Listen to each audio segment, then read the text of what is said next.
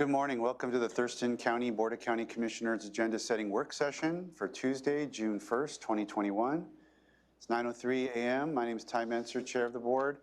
To my left is Vice Chair Commissioner Gary Edwards. To his left is County Manager Miro Chavez. We have also have a hybrid option here this morning, and so we have a number of people, including Assistant County Manager Robin Campbell, on our Zoom feed. We have a public attendance through our YouTube channel or through conference line at 360-252-9020. The PIN is 1234. And we're in a slightly different configuration this morning. I'm going to let the county manager kind of explain for the public's benefit why that is, and then we'll proceed from there. Yep, thank you, and good morning. Following the governor's guidance in terms of masking in vaccination, on Friday, May 21st, 2021, the Department of Labor and Industry issued new guidance and requirements related to masking, social distancing, and the workplace that is associated with vaccination. So what you see today is a little bit of the result of that. Last week, we developed a series of guidance as to how we're going to be meeting the requirements of L&I, labor industries, and includes three elements: employees, the public, and how we conduct business here in room 280. For employees, for those who are fully vaccinated, no masks are required indoors and outdoors. No masks are required in county vehicles, and no social distancing is required. Fully vaccinated individuals means 2 weeks after the second dose of either Pfizer or Moderna, and 2 weeks after the single dose of vaccines of Johnson & Johnson. For non-vaccinated employees, those masking and social distancing requirements is still in place. We have developed a record as L&I requirements to verify those employees who have been vaccinated or not. And all the managers and supervisors in the county will begin the attestation this morning, where they will have a visual inspection of vaccination records from employees. And we will not be keeping any record of vaccinations of any employees. And again, those employees who have chosen not to get vaccinated, masking and social distancing still applies. For the members of the public, all the entrances in all the county facilities have been placed a sign where we ask the fully vaccinated individuals, masking is optional, and unvaccinated individuals to continue to wear masks as required. We will not be verifying the proof of vaccinations for the members of the public. For the business meetings, there's a little bit different requirements that's related to the Open Public Meetings Act, and this is the Board of County Commissioners here in room 280. They will be signing to those members of the public who wants to join us in person here in room 280. They will be attesting to the fact whether they have been vaccinated or not. If they choose, if they check a box yes, they will be welcoming in room 280 with no masks. If they check the box no, they will be welcoming in room 280 wearing a mask, and we have laid out the room to provide social distancing, and also in accordance to the phase 3 50% capacity in room 280. Those are a little bit of some of the changes that we have implemented since we received the new guidance, the new requirements from L&I back in May 21st. There's a couple of exceptions within the whole guidance. All the healthcare settings, including the Thurston County Emergency Medical Services providers, Thurston County Public Health and Social Services, Thurston County Correctional Facilities, and some functions of the coroner office will continue to wear masks and practice social distancing regardless of the vaccination status. Also, the courts may have additional requirements within the whole process. So this morning, I have verified the vaccination status, and as you see, that's what we don't wear. We're not wearing masks here in room 280. Any questions? No, sir. Hearing none, seeing none. All right, that's a good segue to our first agenda item, which is a COVID-19 update. I see Director of Public Health, Shelley Slaughter, with us. Shelley, how are we doing? Good morning, commissioners. I will start with how we are doing in terms of COVID. We are on day 482 of Thurston County's emergency COVID response. In Washington state, there have been 435,849 confirmed cases of COVID-19 since this pandemic began, and 5,665 deaths. That includes 10,353 confirmed cases in Thurston County since this pandemic began, which puts us currently at 184.2 on the governor's risk assessment dashboard for our population size over the last 2 weeks. This also includes 457 new cases that occurred in the last week. 106 Thurston County residents have died, including 1 new death this last week. 650 Thurston County residents have been hospitalized to date, with 14 new hospitalizations occurring in the last week. And the current census in our Thurston County hospitals is 21 confirmed COVID cases, none of those which are on ventilators at this time. Our test positivity rate is 5.7%, which is great. That continues to go down each week. There is lots of testing available in our community. Strongly encourage anyone exposed or experiencing symptoms to get tested. Today we will be at Rochester Organization of Families from 10 to 1. Tomorrow in the city of Lacey, then at Union Gospel Mission and Evergreen State College the rest of the week. That schedule is available on our website. We continue to investigate a lot of outbreaks in various settings, including 59 in congregate care to date and 5 that our team is currently investigating. Vaccinations, we're making some really great progress. To date, 250,748 doses have been administered in Thurston County. That puts us at 46% of our total population that has initiated at least 1 dose of vaccine, and 39.35% of our population that is fully vaccinated. This is our total population, including children. Children under age 12 are not yet eligible for the vaccine. In terms of those that are 16 and over, 57% have initiated at least 1 dose of vaccine. Our goal is to get to 70% by the end of this month. So we are hopeful that we will meet that goal, but we need people to get vaccinated if they have not taken the opportunity to do so yet. There is lots of vaccine available throughout Thurston County. For 16 and older that are fully vaccinated, 48.75% are vaccinated. So getting close to about half of our adult population. This week, I mentioned we do have lots of vaccine available throughout our county at Thurston County Public Health and Social Services. For the next 2 days, we are going to be focusing on vaccinating those that are homebound and need assistance to get vaccinated and may have access issues. Still encourage people to call 360-867-2610 if they are unable to leave their home and they need us to bring vaccine to them. We will be at the Capitol Mall outside the Sephora on Thursday from 1 to 5 p.m. We'll be administering Johnson & Johnson. Later this week, Friday, we will be back at South Puget Sound Community College and also the mall. We will be at Rochester High School, and we will also be back at SPSCC on Sunday. So lots of vaccine again. Please check out our Thurston County website for more information on details regarding where our mobile unit will be, where people can get vaccinated with various vaccines. We do include what vaccine we are offering at clinics. I also want to share that we are shifting our strategy in Thurston County away from our mass vaccination sites. We will be closing down our South Puget Sound Community College site at the end of this month.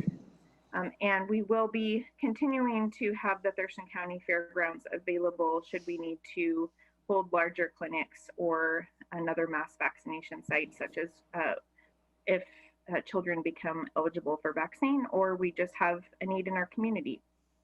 We will be continuing to partner with community-based organizations and businesses throughout our community to offer site-based vaccine and mobile vaccine clinics. And you will see that we have multiple mobile vaccines available throughout the community, and people can again check that out on our website. And with that, I will invite any questions you may have. Thank you, Shelley. I forgot to mention earlier, Commissioner Mejia is excused and out this week, so we go to Vice Chair Edwards. If you have questions.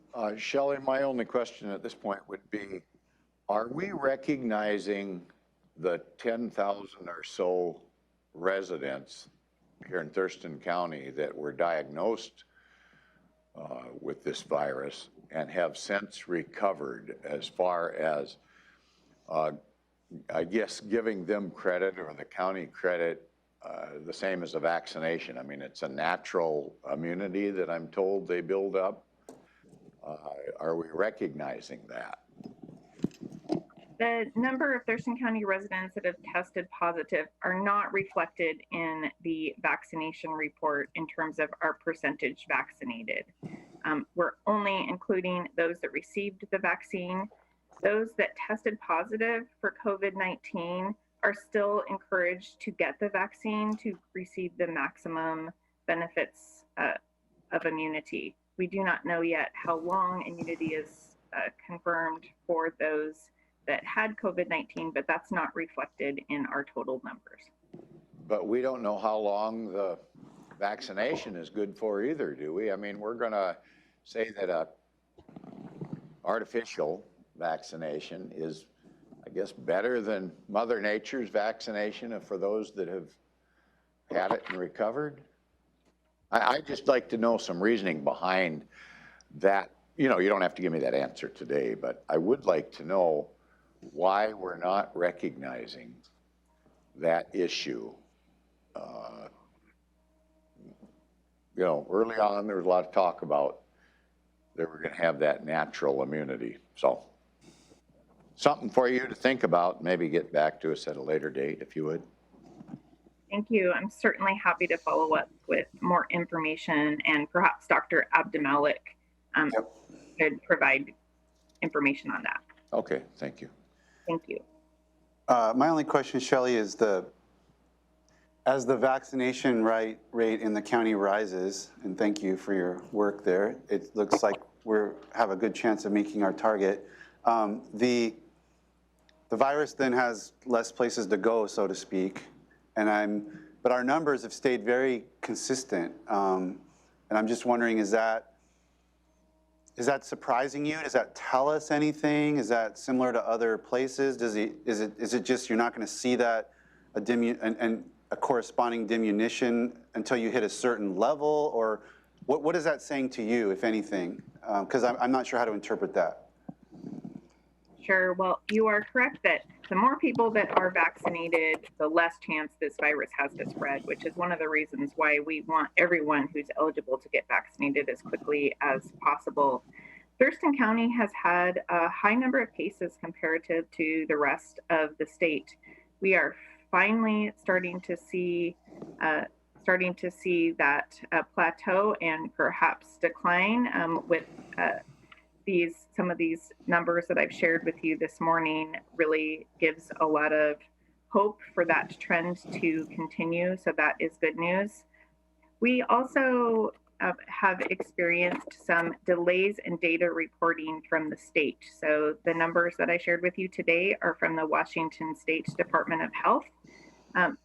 Those are when they receive the date that people test positive is when the lab reports that to the state. Sometimes there's a delay in which that information gets transmitted to the county level. So when we've had some cases some weekends where you've seen very high numbers, that often reflects a data that was from not from that same day, from a previous time.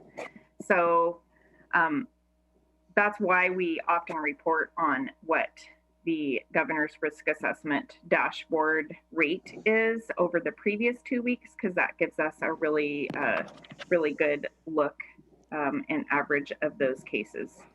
So I'm encouraged by where we're going now. I don't know that I would have said the same thing a week or so ago, but I hope that this will continue. We had one day, I think, this past week where there was a big dump of numbers, and it was not a reflection of local or of like current positive cases, is what was my understanding. Yes, that's correct. That's what I was referring to. Yeah. More than half of those cases had been due to a delay in a lab that reported those cases had occurred last month. Yeah. So they were not reflective of that day's confirmed laboratory cases. Yeah, so we don't want people to be alarmed by that, but we also don't want people to be complacent because the steady numbers just have not quite dropped the way I was wondering if that meant that if there's fewer people to transmit among, but the numbers stay, where they are or have been, is that an indication that the more virulent and contagious strains are prevalent? I mean, is that a red flag for that or something? It may very well be. We do have a lot of variants circulating in Thurston County, so that is something that we're looking at. Also, the number of new cases that we report, you'll notice on our data report that a good percentage of those cases are occurring in children under age 18, which don't have the opportunity to get vaccinated yet. So we want to make sure that we're continuing to protect our kids who are not vaccinated in our community by continuing to do all the things that we recommend in public health, especially for those that are not vaccinated, because that can continue to spread COVID, and that really stresses our public health and healthcare system, and we all want to get back to some semblance of normalcy as soon as possible, and we want to reach that 70% goal. County Manager, anything? No, sir. Chair, could I have one more comment, please? Shelley, on that natural immunization process for those 10,000 or so that have had this, right along, I've encouraged folks to get the vaccination just so we can get ahead of this. But I'm having a hard time encouraging people to get a vaccination once they've recovered. And I think it's pretty important to let the public know if there's a real reason on why. I'm trying to figure out why we would want to disregard the natural process and not give credit for that, because we're just trying to eliminate the ability for that virus to spread is my estimation. So, I mean, it's hard for me when I get asked, which I do get asked quite a bit, well, what about those that have recovered? And I don't have a good answer for folks, so that's why I'm coming to you to ask that question. See if you can explain it to me at a later date as to why we should not accept that natural immunity. Okay? Yes, thank you, Commissioner Edwards. I know that is a question a lot of people wonder, and I'll suggest that as a topic for Dr. Abdemalik to cover in her community letter, as well as at our upcoming Board of Health meeting. Okay, thank you. Okay, thank you, Shelley. Thank you. Let's move to item 2, homeless strategies update. Keely Marino. Good morning, Commissioners. Keely Marino with Public Health and Social Services with our weekly update. First of all, just our weekly update on what's going on with our rental assistance program through Community Action Council. So as of today, 341 Thurston County households have been served completely with the rental assistance dollars. 576 are in process, meaning they're waiting for the check to go through or just some final stages, but there are still 667 appointments made to get folks moved through the rental assistance process. So Community Action Council has paid out over $2 million in the last 6 weeks in rental assistance and about 40,000 in utility assistance. So it's just keep pushing and getting as many people helped as needed in Thurston County. So glad to give that update every week. It's nice to know, just hear like every week the dollar amounts increase significantly, indicating many more households in Thurston County are getting that much needed help. We will continue. I've been working with the Olympia Free Clinic and outreach providers in the outreach to encampments to ensure vaccinations are getting out there. So we are starting a new 3-week series with an encampment at Nickerson and Wheeler in the city of Olympia. So that will be ongoing for 3 weeks, and then we'll be moving back to Ensign Road after that and just continue that process of getting out into those encampments and ensuring that when folks want vaccines that they're available. Good news, we have a new staff member who started today in our office. Her name is Denise McDonald-Bay. She'll be supporting our team to help manage all of these additional funds that have come into our office over the last year and ongoing. So she'll be supporting through contract management, et cetera, just to ensure that we've got everything supported, all of our staff members supported. And then today I will be making connections with the new Olympia homeless coordinator who also begins her new role today. Her name is Kim Condrat. Previous to this position, she was the director of the St. Michael's Parish and Sacred Heart Winter Shelter for Men. So for the last 18 months or so has been working really hard on that effort and starts today as the new Olympia homeless coordinator. So I'm really excited to be working with her. And that is my report. Commissioner Edwards? No, sir. Did you say Kim Conrad? Condrat. Condrat. Can you spell that for me? Yes, Condrat.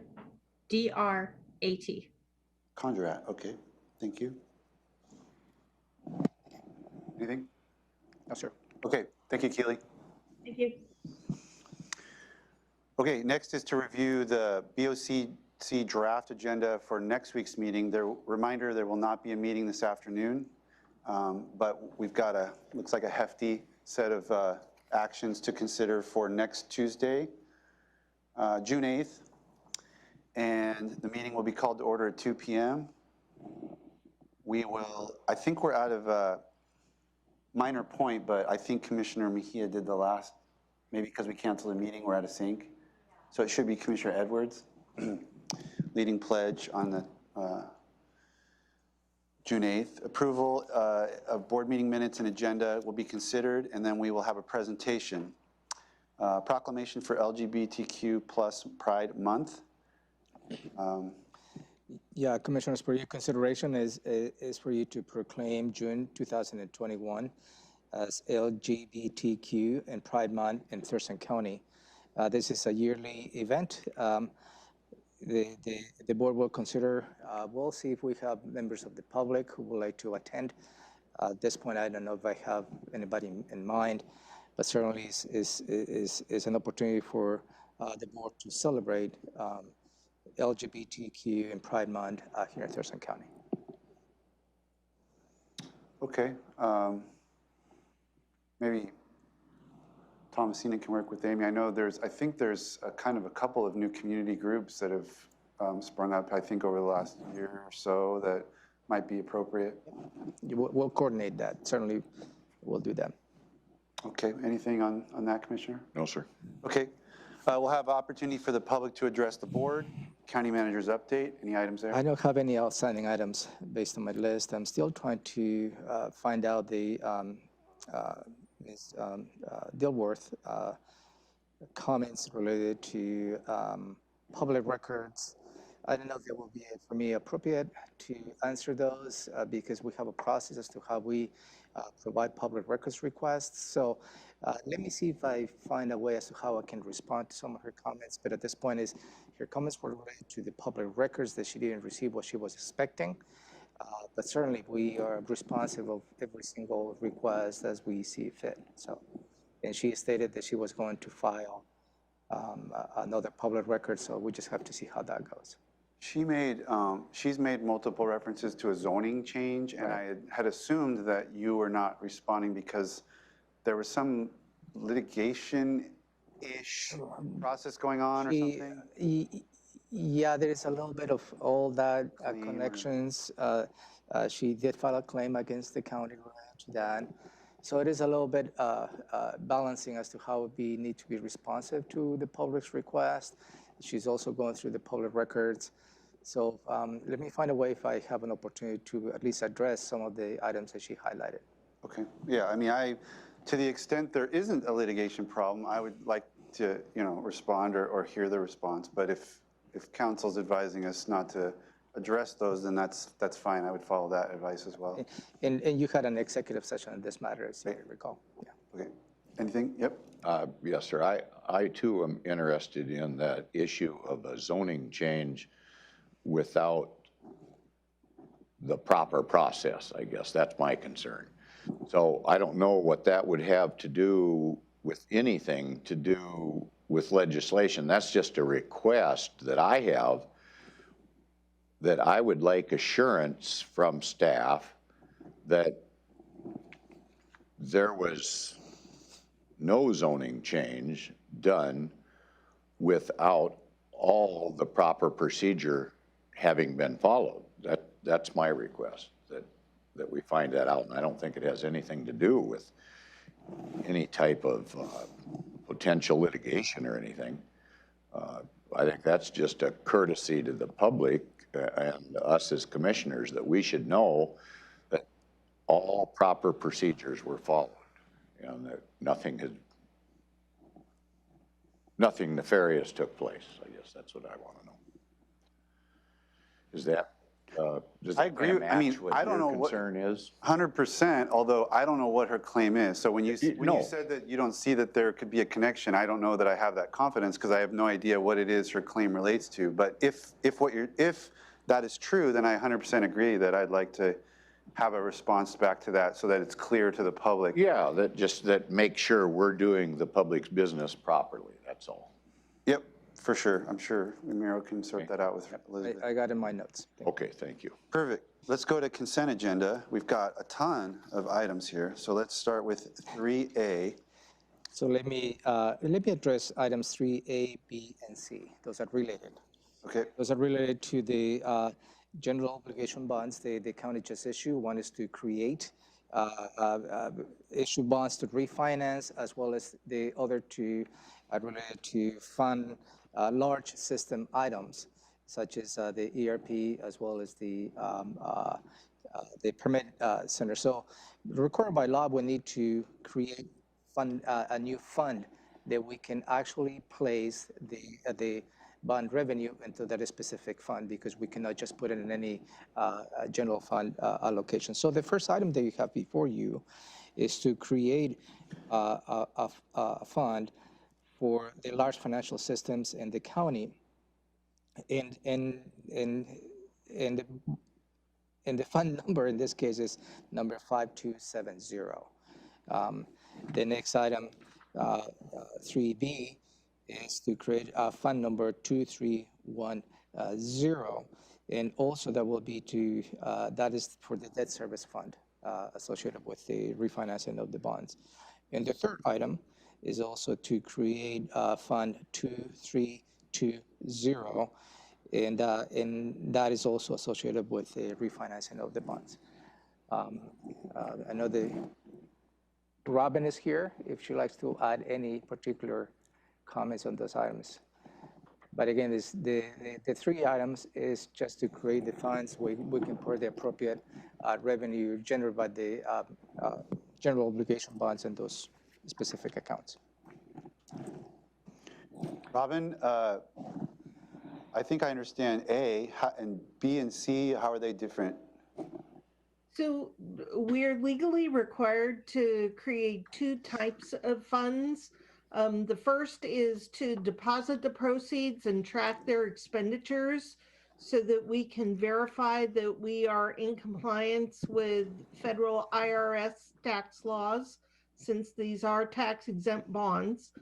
The second type of fund is a debt service fund, and the treasurer has asked for different funds for the different segments, if you will, of the debt. So you see one of the proceed fund being set up, and then you see two debt service funds. So one is to bring the money in and show how we spend it, and the other two funds are for when we make payments on the bonds. Commissioner Edwards? Yes, sir, I do have a question. And being, I don't see counsel on the screen, that we have legal counsel here today, is that, or do we? I guess. Elizabeth has not joined us yet, no. And sometimes we have some of the other division lawyers that do. Yeah. And the only thing I'm asking about is because I don't claim to understand this in depth when we create these different issues. I know we're trying to save the county taxpayers' money by refinancing and getting a lower interest rate and a payoff. My concern is that if we don't have legal here to ask if everything is up to snuff, everything is okay, we get a certain amount of protection when legal tells us, yep, this has been reviewed and we're 100% here. I wonder, do we get the same legal coverage? We as commissioners, do we get the same legal coverage if staff tells us, and they're the experts and they know about all this. I'm not making any claim otherwise. I just want to always have the most protection that we can as individuals when we're going through these very complicated issues and voting in favor of or opposed to or whatever the vote might be. That's why I ask about legal being here all the time. I'm kind of a stickler on that. And I've referred back to some other cases, you know, from a year or so ago in Eastern Washington. I just don't want to be faced with anything like that. So that's why I continue to ask about legal being here. Legal always used to be at all of our county commission meetings and whatnot. And it seemed like maybe this was even the better spot at this agenda setting than at our 2 o'clock meeting. So I'll leave that up to the commission, county, yeah. Yeah, Elizabeth, our legal counsel, your legal counsel, has been on vacation for the last 2 weeks. She's back today, I believe. I did have a conversation with her last week related to this request, and she's going to make adjustments to make sure that she's in attendance to the agenda setting, because I believe that's where you wanted to have these conversations. Also, next week, I'll have an executive session that will cover this item as well as some of the PDC refreshment for you. And she will be able to give you a perspective because I just give you a premise, because she will not be able to give you a legal opinion on the spot. Per se, that's my words. If there is a matter of legal research that she needs to do, she will follow up with you and with me. If there is a need for her to provide any legal advice or any legal opinion, she will most likely do in an executive session. So, but she's planning to attend these meetings Tuesday mornings just to make sure, as a request of Commissioner Edwards, I believe the request of the board, to have her present. So I'm working with her on that as well. I'd say that, you know, sometimes we cook up an idea that's coming out of left field, so to speak, or whatever, and those are not going to be questions she can answer. But something like this, like, it's presumably been prepared by staff, reviewed by legal, and then it's being given to the board externally. Yeah. And in those cases, you know, I think it's more appropriate in that case that we would have a question about this and we would be able to potentially get a firm answer. Again, things come up, or we might ask a weird question, but I think there probably are questions that legal counsel can answer because they've looked at it and they've thought about it and done whatever research they thought they needed to go ahead and give us the thumbs up. and then we're trying to find out why we're getting the thumbs up, and those are legitimate questions. I thought having her here at 9 a.m. on a Tuesday would be the most efficient use of her time, because that's when all these issues Right. kind of come up. Right. I don't want, I mean, versus having counsel at every, I mean, we're in session some weeks full-time, 9 to 5, 5 days a week. If all she's doing is sitting there waiting for our questions, she's not able to go out and do the work to answer our questions. So I just wanted, I thought you really get a good range of what we're dealing with week to week in these Tuesday mornings. No, absolutely. And related to those 3 items that you just reviewed, the instrument in which you will create those funds is a resolution. And that resolution is signed by the prosecuting attorney before you sign those, creating those funds. So, so in this case, the auditor's office brings that resolution after legal counsel, because Elizabeth is not the legal counsel in this case, maybe another prosecuting attorney. And any resolution, any legislation that you pass and approve has their signature, because we will not be processing anything if a prosecuting attorney doesn't have a signature on the resolution and an ordinance. In a way, that's the assurance that you get on any particular legislation that you may be considering. So beyond that, certainly I would love to hear in this case what other questions you may want to ask to get that assurance that Commissioner Edwards is seeking. I don't think I have any other questions. I'm just looking, and that might be the answer, you know, that before we sign, we see that it is signed by legal. And I think that's kind of what I'm looking for, just to make sure that we have that assurance, and that's all. Yeah, and we always do. I mean, any legislation that you sign, at least I don't process anything if I don't have the prosecuting attorney's office. Okay, and maybe that is the answer. And if there's, when she says that, I'm okay, probably. Okay. If there's any, but I mean, I would concur that if there's any issue where getting an eyeball from the legal counsel saying you're good to go, this is that kind, because we don't, this is highly specialized and complex and a big deal. So this is about as big a deal as we, you know, as we as commissioners do on something that is outside of the purview of our expertise. So this would be, you know, I think a special case, but we'll have another week to deal with it. So anything, Robin, on all of this? Just to say that for the bond funds, our legal counsel is Nancy Neris of Foster Pepper. Right. And Elizabeth generally turns to her when there are any questions about the bonds. But your bond resolution that you passed a few weeks ago outlined the need to establish these funds. Okay, good.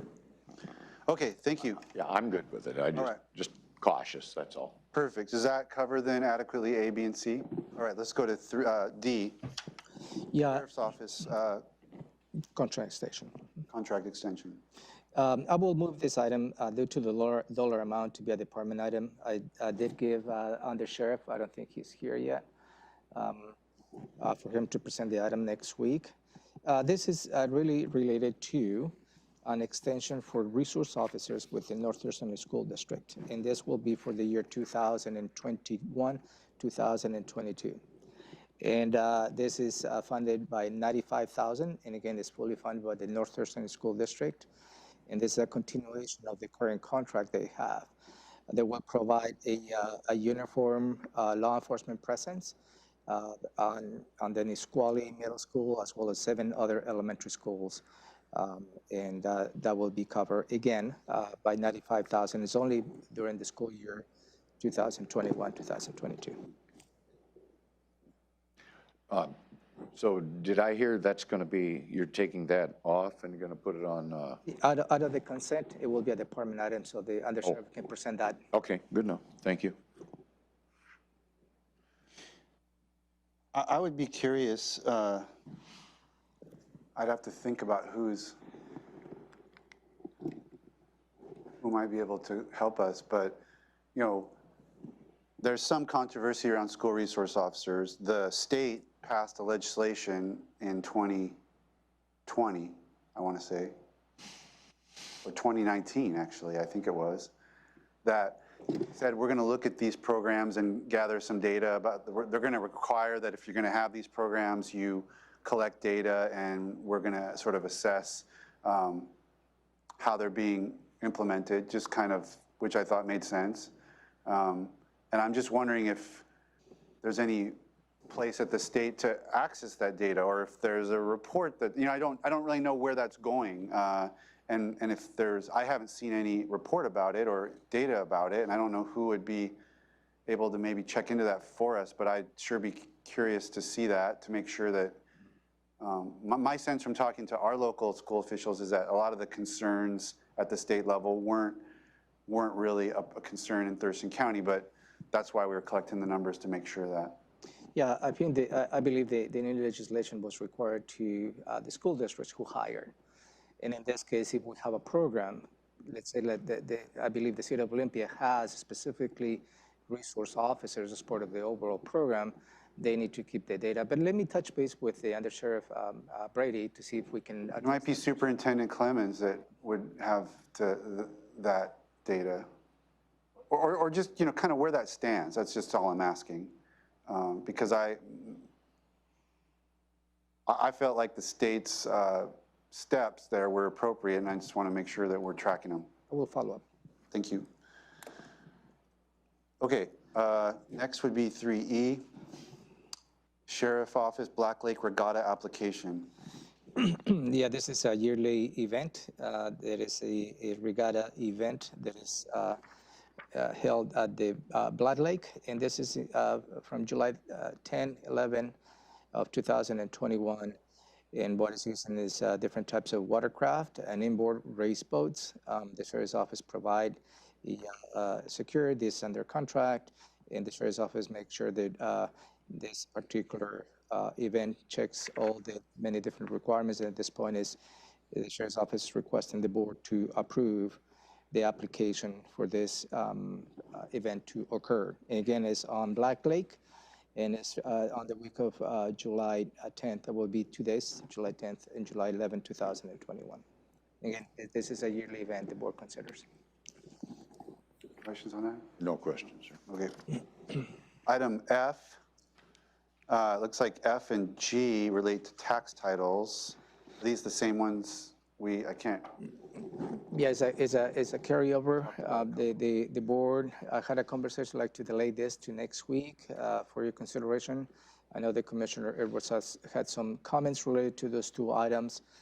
He requested a legal perspective related to him being able to reach out to the nearby property owners. Right. I did have a conversation with Commissioner Edwards last Friday, provided that perspective.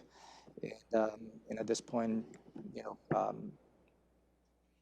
look for board's conversation, direction, and next steps. So you had a conversation with somebody? Legal? My concern was that I didn't violate any county ordinance or state law by making contact and doing something, out of whack. So Right. I want to commend the treasurer for doing everything he can do to get these properties back on the tax rolls. But so that delayed me in doing anything at this point in time. So I still have the week to do the follow-up, so I'm okay with it. Okay. All right, very good.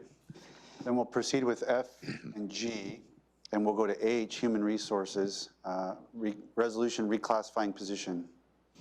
Yeah, this is a request from the Human Resources Department for you to consider reclassifying the Senior Human Resources Analyst to a Human Resources Senior to a Human Resources Analyst position. There is currently a vacancy in this position. HR has had difficulty recruiting for this particular position. And their strategy is to reclassify this position from Senior Human Resources Analyst to an analyst position. The impact on the budget goes from $8,249. It's reduced to $7,668. There will be a reduction of $581, a 7% decrease on their funding. And this is more of a strategic approach as to how they like to probably secure an individual that can grow up within that position and actually start meeting the needs of human resources. Any questions? Questions, Commissioner? No, sir. All right. I don't either. We addressed this last week. So let's go to 3I, Public Health and Social Services Resolution Reclassifying Position. Items H, I believe, no, I and J Okay. are related. Brilliant. And this is related to, we have seen our housing and homeless prevention program within the public health and social services. As you can see, they have grown in the scope.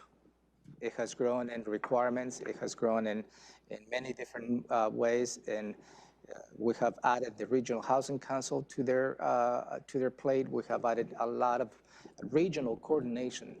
From my point of view, reclassifying those individuals who are holding those positions just to make sure that we align to the new functions is essential. So the first position for your consideration is to reclassify the program manager, from program specialist to our program managers in the Office of Housing and Homeless Prevention. And this is a budget increase from $7,321 a month to $7,900 a month. That will be an increase of $579 or 8%. And the other position is related within the same organization is to reclassify the senior manager, program manager to, let me back up, the program manager to a senior program manager. So the first one is the program specialist to be reclassified to a program manager, and the second is the program manager to be reclassified to a senior program manager. The latter has an impact of on the budget from $7,900 a month to $8,843 a month, which is an increase of $943 a month, or just about 12%. And again, these two positions are in an attempt to align to the new responsibilities those two individuals are doing, not just at Thurston County, but at the region as well. Those two positions are not funded by the general fund. There's many revenues of funds who are funding those two positions. So I know that Shelley is here if you have any questions related to those two reclassifications. And again, it's I and J. Commissioner Edwards. I have no question. This could be for you or Shelley, I guess, but are these suggested actions coming from Shelley's evaluation of what's going on, or where's the pinch? So it's a coordinated effort between Shelley, myself, and Maria Ponte. Okay. So it is all assessing all the different needs on this, and this has been honestly maybe 5 months in the work just to make sure that we're doing the right thing for those employees who hold in those positions. Okay, thank you. We'll go to K, which is also public health, revised environmental health program manager classification specification. Yeah, this is a revise of the qualifications of this particular position. Does not include any revisions on the salary. What it does is just modifies to allow the successful candidate up to 18 months to obtain the registered sanitary credential. So what it is right now, it's difficult to secure those individuals right off the bat. This particular position requires that individual who is selected on this position to have the certification in place. This revision allows that individual to secure the certifications with 18 months. And I think that is a good move just to make sure that we bring individuals who have that desire to grow up within that position. And again, this is a coordinated effort between Shelley, Maria and myself. And if you have any questions? And again, no changes on the salary. I do have a question. The certification is attained through what process, and what does it actually cover? Gives them more authority, or just more knowledge? How does it fit? That's my question. Yeah, I believe because they provide the restaurant inspections for the most part. So they need to have a certification. I don't know if, there's Art, they can provide where the certification is acquired. Art, did you hear that question? Yes, I did. Go ahead. Just for the record, I'm Art Starry, the Environmental Health Director for Thurston County Public Health and Social Services. And the thing before you is is in part my doing. What happens is the registered sanitarian certification is something that's obtained through a private board. And what it does is it helps assure that people have an adequate background in the core competencies of public health to do things like managing programs in on-site or food or solid waste. What happens though is that a lot of the programs that we have within environmental health are different than the traditional public health backgrounds, which is what the RS certification is designed to address. And so sometimes we're finding that someone who might be interested in this program manager position, for instance, who's got a background in water resources or waste management or toxics, they may not have that credential right now. And so what this does, as Ramiro indicated, is it broadens our candidate pool and allows more people to come in to the or to be considered for the position. And then it also provides the assurance that within 18 months, though, that they do have they've demonstrated that competency in core public health things which are necessary for them to be successful for the job. So again, the RS is something that I have. Steve Peterson has it. Don Peebles has it, and it's the people who have that typically are working in a traditional public health agency. A lot of people who work in resource agencies like ecology wouldn't have it. So this would allow us to consider people like that, but also require that they demonstrate competency in public health. Yeah, and Art, who actually issues these different certificates? So this is the test is administered by the National Environmental Health Association, and the local board that administers it or actually oversees the credentialing is something called the Washington State Board of Registered Sanitarians. Bothered me when you're talking about food service and waste all at the same time. We cover everything. Well, that's a big umbrella. Yes, it is a big umbrella. Sure. So.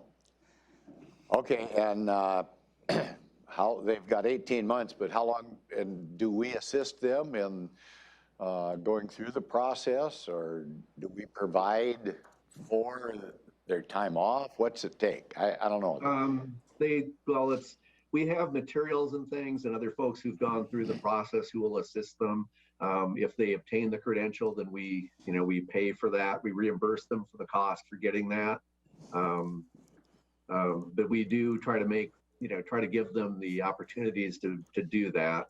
So we obviously want them to be successful. We've had several people who've done that, and it's actually the 18-month criteria is the same thing that we have for our supervisors. And that's been successful for us. And so we thought that it would work well to kind of emulate that with this program manager classification. Okay, thank you. I understand the idea, and I don't have any problem with it. It is kind of oblique here in terms of, there might be a better way to describe in the action what we're doing. If it's related, it sounds like it's related to this very specific type of credential.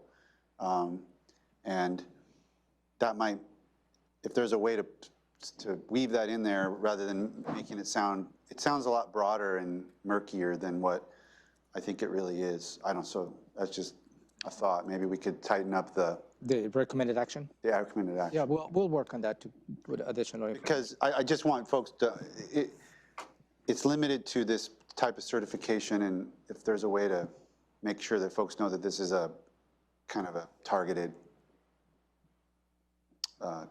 tweak we're doing. I'll work with or to add additional descriptions in that. Okay, then we've got L and M, which are the, thank you, Art. Yeah, thank you. I'll tinker with some language and send it to Romero and our folks at HR. Appreciate that. L and M are auditor voucher lists. Anything to address there, Commissioner? No, I guess we'll obviously have,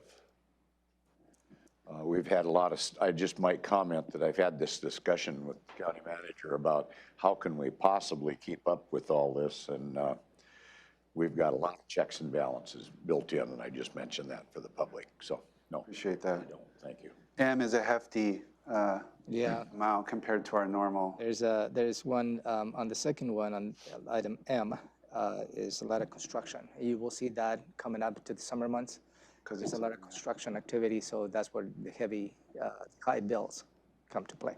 Got it. Thank you. Okay, we've looked at those. That takes us to 4. All right, consent agenda. Only took us an hour. We've got item 4A, contract award for Tilly Building E, heating, ventilation, and air conditioning improvements. Commissioner, sorry. I was just gonna, I like to joke that HVAC is my least favorite acronym in county government.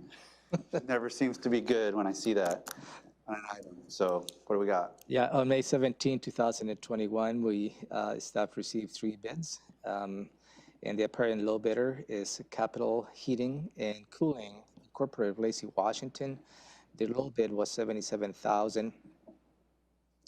And the department is requesting for you to consider awarding a contract of $91,476, which includes the base bid, the Washington State sales tax, and 10% contingency. This project will add activated carbon filter of 2 outside air intakes on the existing split system that pumps into Building E in Thurston County Public Works, the Tilly campus. You authorize issuing the bids, and this is just the step in which you will consider awarding the contract again to Capital Heating and Cooling Incorporated of Lacey, Washington, for the amount of $91,476. And the money will come from the building reserves. It's not from the general fund. Well, and I believe Robin is here if you'd like to add additional comments on this. Or Jason? Jason. Anything, Robin or Jason? Yeah, I see Jason's up there. No, I think Romero covered it all. Commissioner, any questions? Yes, it seems like we've spent quite a bit of money out there on that air handler system, whatever it is, and part of it had to do with, I don't know how to comment on that, but flies, I think, is what part of it was. Is this a continuation of an attempt to fix that problem? Perhaps, Jason, I think we addressed the fly issue at some point. Is this a continuation? Or this is just a matter of replacing some of the equipment? We addressed the fly issue on Building A, I believe it was. And it's in the works to address it on the other buildings, but no, this does not have anything to do with the fly issue. Yeah, and how old is this system that we're working on? I'm just trying to get a sense of what HVAC system normally lasts, or what the problem is. I'm all for doing it, for getting it right. I just like to know a little more when I get asked about it, that's all. So I believe the site is about 10 years old, to my knowledge. The typical HVAC system lasts 20 to 25 years. The main reason for this request is the neighbor burns quite frequently, and that affects the air quality in the building. There is a significant farm next door, which is also the source of the fly issue. Okay, I'm fine, thank you. Okay, let's go to item 5. CPED, set a public hearing for capital improvement program minor amendment. Yeah, Commissioners, for you consider, this is a follow-up to the setting the public hearing related to the budget amendment number 1. I give you an indication that perhaps you will see another item coming in. They will also be setting a public hearing for June 22nd, 2021 to consider amendments to the capital facilities plan. And this is related to fulfill the requirements of GMA, which the board adopted the capital facilities plan as part of the regular budget process last December. However, they came to projects that needed to be added. One is the purchase of the Madman complex, and we need to add that as part of the process. And also we needed to add the leasing of the potential leasing of the 3000 Pacific Avenue, also known as the atrium. Those two elements have been added to the capital facilities plan, and before the board can take an action to approve or not, you need to hold a public hearing on that. Considering that we need to align the two public hearings related to this, the capital facilities plan amendment, as well as the budget amendment number 1, we're asking the board to waive the 20-day hearing requirements and go with the regular 10 days, and that way we align to the June 22nd, 2021 to hold both public hearings. Jennifer Davis is here. She has been working with the Planning Commission on this particular amendment. Would you like to add any additional perspective, Jennifer? No, thanks, County Manager. The Planning Commission public hearing on this item is scheduled for tomorrow evening, and then you will have a brief work session on this item on Thursday. Question? I do have a question, and maybe it has to do with the title, a capital improvement program minor amendment. I mean, I think we're talking about $30 million or something here. How does that get categorized as minor? Is it a dollar amount? What, if that's minor, I'm curious what major is then. So maybe I can answer that if you wish. Okay. So the capital improvement program has many millions of dollars in its 6-year financial plan. It covers a 6-year time frame. This is minor because it is a minor comprehensive plan amendment to add 2 projects. The major amendment of the capital improvement program happens annually in the fall at the end of the year with the major budget amendments. So this is sort of a mid-cycle amendment adding just 2 projects. And so that's what makes it minor in terms of the Growth Management Act and how we amend our comprehensive plans. I'm kind of in a dilemma on this particular issue. I'm opposed to the 3000 building move and lease, I guess. But I'm in favor of the auditor's Mottman building activity. So how do I vote against one and vote for one, I guess, when they're combined? And is it just a formality? I mean, I'm never opposed to hearing from the public, and I guess that's a way I could look at this to justify my position. But can you clarify that? Maybe I'd ask the county manager that. Do you see what I'm up against? I understand. Let me first address this particular items for you to consider setting the public hearing. And then the actual action will have to follow after you receive public testimony. I don't know if we can split, the items for you to consider voting on individual items. I think you have been very clear on your positions related to both items in the last few months. But I don't, unless Jennifer guide me through something different, I don't see a way as to how we can have separate votes in adding those 2 projects individually to the capital facilities plan. Jennifer, unless I'm missing something, I don't see a way to separate those 2. Well, I think Assistant County Manager Campbell wanted to weigh in on that, and I defer to her first. Go ahead. So this is just a suggestion, but so we would go through the public hearing, and the board will have an opportunity to discuss exactly what they want to move forward. At that time, they can discuss taking one item off, or should both items go forward for a vote, Commissioner Edwards could certainly make a motion during board action to remove one item and see if that amendment to the motion would pass. And in that way could bring forth the discussion that it sounds like he is asking for. I guess I would just comment again, this kind of goes back to my legal, review question, I guess.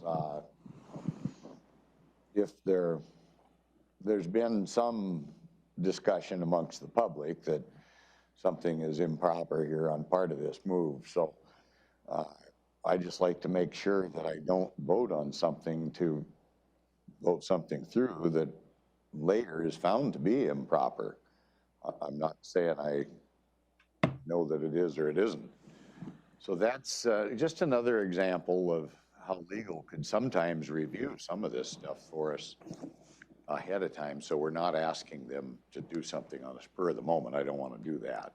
I just want to make sure I get it right and that we've got adequate protection. So I'm not going to oppose at this point. We've got a whole nother week yet to discuss this, and then we'll have a full board at that position, I think, too.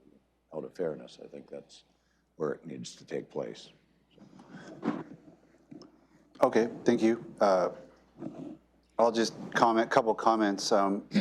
One is, I'm not sure I'm in favor of the 3,000 Pacific at this point because we're still waiting for some cost estimates as to whether or not we can fit it within our financial means. But I'm in favor of taking the steps to create that opportunity with the public hearing, so I don't have a problem with that. And 30 million, again, I don't know what we're planning to spend at Mottman, but the 7 million was our estimate of capital improvement at 3,000 Pacific, so I don't think we're spending $23 million to upgrade Mottman, so I don't think that's an accurate estimate of what we're talking about here. The money that I think you're referring to adds in all the lease amounts and things like that, but That's right. We're just talking about capital improvement here. Okay. So, and again, I think even adding in the lease, 30 million was too high, but I think that's where that number is coming from. So I just wanted to make that point, but I'm okay with this item in terms of where we are right now. Although as we get more information, the board may decide to go a different way. And I also am not sure of the cost on this either, so. Okay, good, more to come. I'm okay, more to come, sounds like. Maybe just, and I appreciate the conversation. And this is just to set the public hearing, not just, but for you to consider setting the public hearing.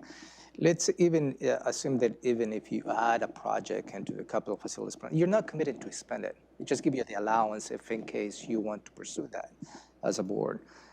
And that's really what the capital facilities plan is. Is not a mandate that you must do. Give you an allowance if you want to pursue that particular project. That's really what this item is. Could I just have one more question, sir? Maybe then, is there a way to give us the flexibility? Just say we decided, majority of the board decided, well, we don't want to move ahead with this. But we might still want to put some money in the capital improvement program to do upgrades here to our existing campus. Would that give us that flexibility, or do we have to name the specific project? I believe to do work on this campus already included in the capital facilities plan. And Robin was got her hand up and she's nodding. Robin, we've got a whole bunch of projects in our. Yeah, so the addressing the needs of the current campus is already included on the capital facilities plan. Robin? Does that cover you, Robin?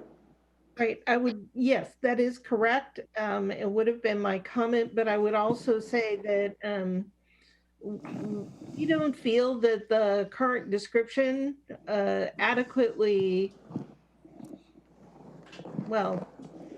describes the actions that are being proposed to you now. The purchase of Mottman could fit within something we already have in the plan. The work at the atrium could, be seen to fit, but we want to be transparent, and that's why we're bringing this forward.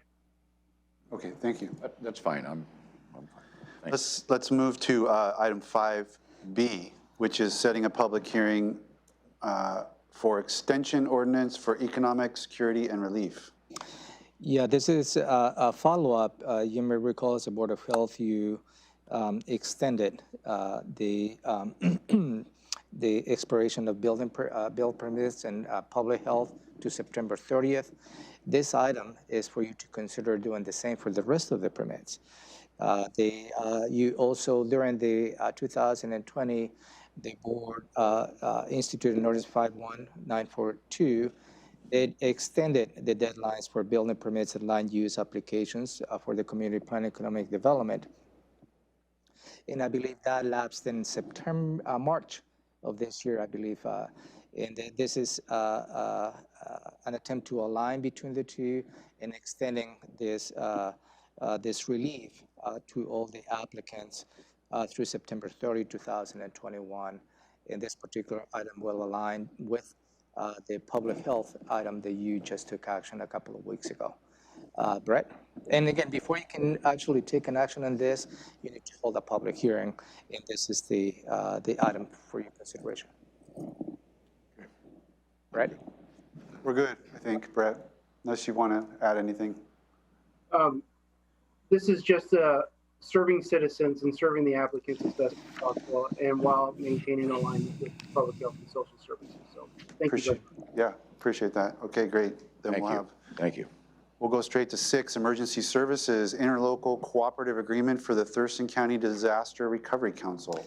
Yes, you reviewed this item maybe over a month ago, and this is the result of the many members of the leadership here in Thurston County attended in February 2019 for the integrated emergency management course. It was close to 80 individuals representing many aspects of our organizations. One of the outcomes of that was to create the establishment of the Disaster Recovery Council. You had a little bit of perspective on this. You asked questions whether the other jurisdictions are considering acting or enacting on the same, because if the county just passes this, if we don't have the cooperation from other jurisdictions, it becomes a hollow resolution.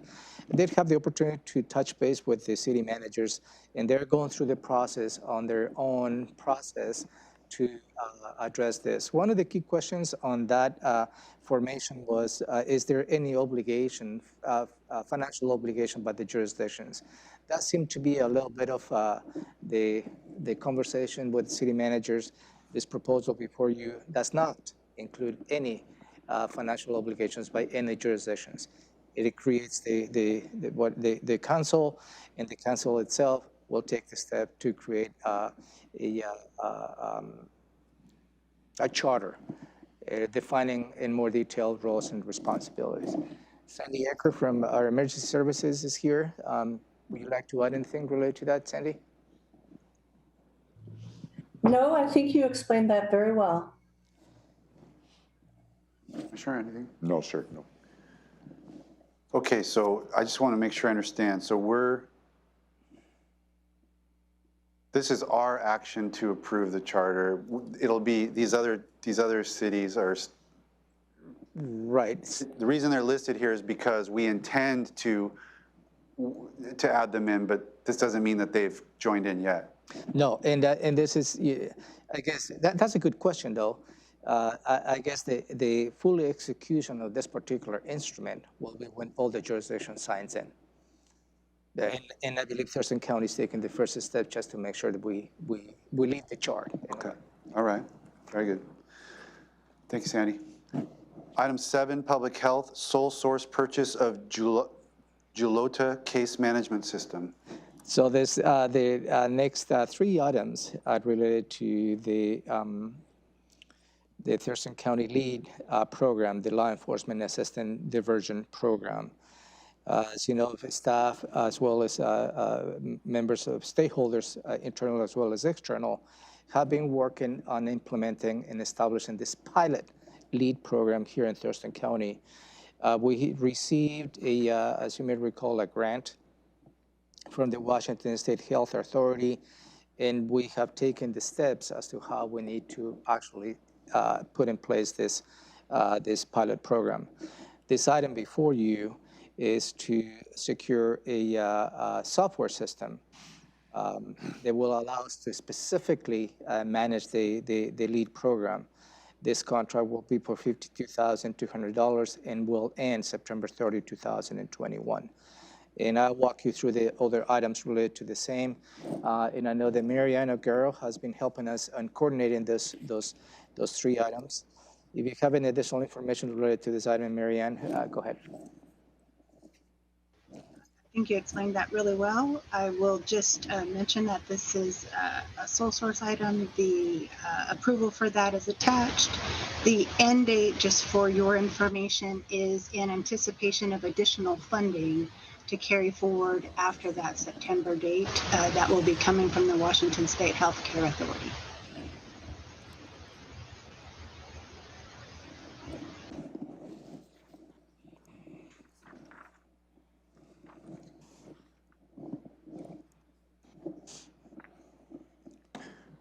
Any questions on, so we're just talking about the software right now? Yes.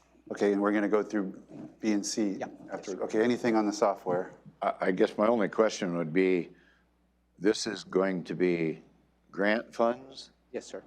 that take care of this, and expires September 30th because we've got other grant funds maybe that are going to come into play at that particular point? I would assume that in the September 30 deadline is when the system itself will be in place. Is that correct, Marianne? Yes, correct. It'll be built and in place, and then additional funding. And then the sole source purchase is because of a specialty issue, or Correct. what brings that request about the sole source? They're the only ones providing this particular service in this area, or? That is correct. And in fact, we do have a process in place, and Marianne can elaborate on that, is the internal auditor reviews just to make sure that it in fact meets the requirements of a sole source. And I believe that has occurred. And the internal auditor has reviewed the recommendation. This really is not another outfit out there that can provide the same type of application, system application related to lead. Okay. Marianne? Or Robin, I think. I would also add that this is the system that the grantor requires that we use. That's what I was going to say. Yeah, that's what I thought. You have to use this. In this one. So you can call it, it's a cat going by. But it's a sole source. I mean, Yeah, I mean, you can call it like, it's not really us deciding to do a sole source. That's what we have to do in order to meet the requirements of the program, because they want you to use this. Okay. Okay, Lynn, let's look at B and C. This looks like new information from this perspective. This is related to LEAD, that is the Law Enforcement Assistance Diversion Program. You authorize the Department of Public Health Social Services to go ahead and issue a request for proposals to secure the services of a program management, and as well as a case management of the LEAD program.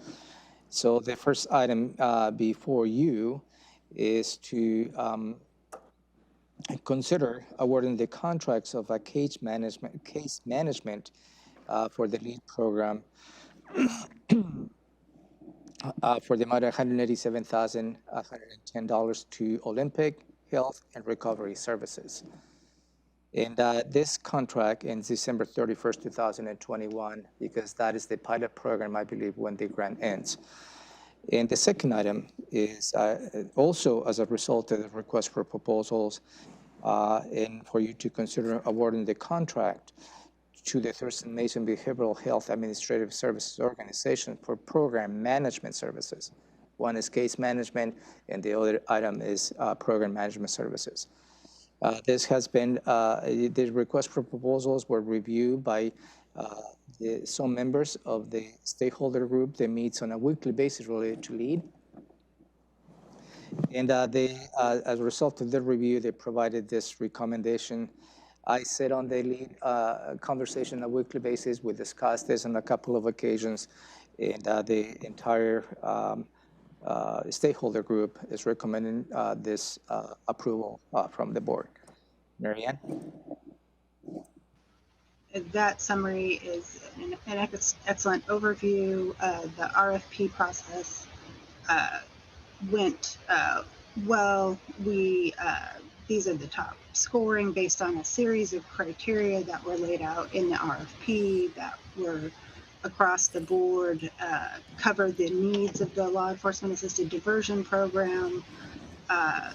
As Ramiro Chavez pointed out, there was consensus among all parties. Those parties are law enforcement, behavioral health, public health, criminal justice. So an array of individuals with an array of experience, backgrounds are proposing this to you. What is the just preliminarily, what is the FTE breakdown between the program management and the case management? Case management is 5 FTE. Program management is 1 FTE plus some administrative support. Thank you. Go ahead, Commissioner. I guess I had a similar question as to that. And does that make sense to split, and have 2 different outfits doing, to the layman anyway, it seems like they're doing something pretty similar versus maybe they're not doing something similar, I guess. Commissioner, these are somewhat related outfits. Yeah. It's the 2 arms of the BHO. Okay, so there is a connection there. There is a kind of a connection. Okay. They're legally separate by law, but the Olympic Health and Recovery Services is the crisis management piece. Okay. BHO. So that was my concern. Thank you. Although it would, I think Mary Ann, correct me if I'm wrong, it would have been permissible to award it to 2 completely separate organizations, but that might have been some part of the thinking of the group. I don't know. I stayed out of that because we have our role on the board. Good enough. I'm good with it. Thank you.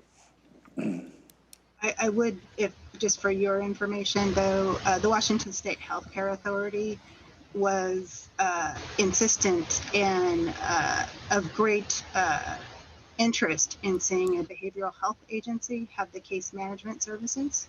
There's a range of reasons for that. That's a licensure, that's a state licensed agency that has a lot of potential for a range of things, including the type of providers that provide the service. There's some potential for cost recovery benefits for providing the service over time. So you've accomplished a lot of things in their eyes by this selection potentially. So just for you to be aware of something from a funder's eyes, this is very attractive. Okay. Final question from me, Mary Ann. If I remember correctly, there's a panel that was involved in the getting things started that you've referred to. Then there's a more community-based panel that kind of deals with ongoing input about the program's development. When does that get put in place or launched or whatever? So you are absolutely correct. That community advisory group that you were thinking of, the Community Advisory Board for LEAD, we have been working diligently, and Ramiro is part of that, as long as Shelley Slaughter, many other individuals, Sheriff Naza, John Tunheim, have been working at recruiting members for that board, and that board is ready to have a meet and greet this month, June, so that they can get to know each other, because they're from very diverse groups that do not necessarily always come together, so that they can begin overseeing this program in that more formal role. So that is June. We're working on a date. And so that then puts that oversight, that kind of input into play as everything begins in full formation. Okay, thank you. 10:27, I'm going to propose we take 8 minutes recess here till 10:35. We're slogging through a long agenda, but I think we'll be able to get there. Yep, sounds good. Thank you.